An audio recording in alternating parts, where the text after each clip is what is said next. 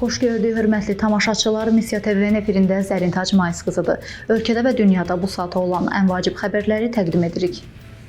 Bu ilin yanvar-mart ayları ərzində 21.723 nəfərə uşağın anadan olmasına görə proaktiv qaydada birdəfəlik müavinət təyin olunaraq ödənilib. Bu barədə Dövlət Sosial Müdafiə Fondu məlumat yayıb.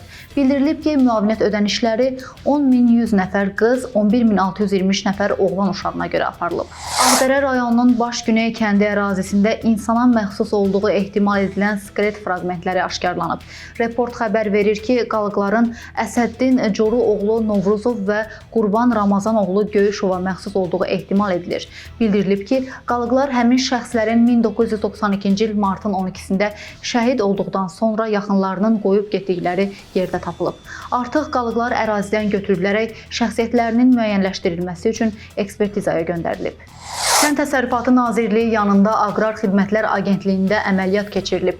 Report məlumat verir ki, Baş Prokuror yanında Korrupsiyaya qarşı mübarizə Baş İdarəsi tərəfindən keçirilən əməliyyat zamanı bir neçə vəzifəli şəxsin saxlanıldığı bildirilir.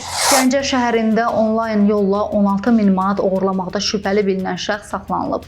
Gəncə şəhər Baş Polis İdarəsinin əməkdaşlarının keçirdikləri müvafiq tədbirlər nəticəsində ayrı-ayrı şəxslərin bank kartlarından ümumilikdə 16.200 manat pulu onlayn yolla oğurlamaqda şübhəli bilinən Bakı şəhər sakini 29 yaşlı Kənan Bayramzadə saxlanılaraq istintaqa təhvil verilib. Faktla bağlı araşdırmalar davam etdirilir.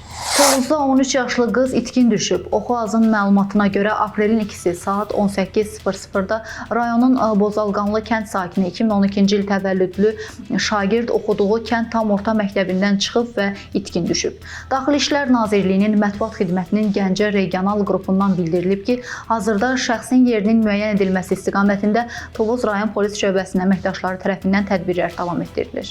ABŞ prezidenti Donald Trump suverenliyi qorumaq, o cümlədən milli və iqtisadi təhlükəsizliyi gücləndirmək üçün milli fövqəladə vəziyyət elan edib. O bildirib ki, 10 illiklər ərzində ölkəmiz həm dostlar, həm də düşmənlər tərəfindən talan edilib və təcavüzə məruz qalıb. Onun sözlərinə görə bu Amerikalı polad istehsalçılarına, avtomobil istehsalçılarına, fermerlərə və bacarıqlı sənətkarlara ziyan vurub. Onlar digər xarici liderlərin bizim işlərimizi uğurlamasını əzab-əziyyətlə izləyirdilər. Xarici fırıldaqçılar zavodlarımızı qarət etdilər deyə siyasətçi vurğulayıb. Trump ABŞ-nin ticarət kəsirinin rekord həddə 1,2 trilyon dollara çatdığını qeyd edərək, bunun üçün ABŞ-nin sabiq prezidenti Joe Biden administrasiyasını günahlandırıb.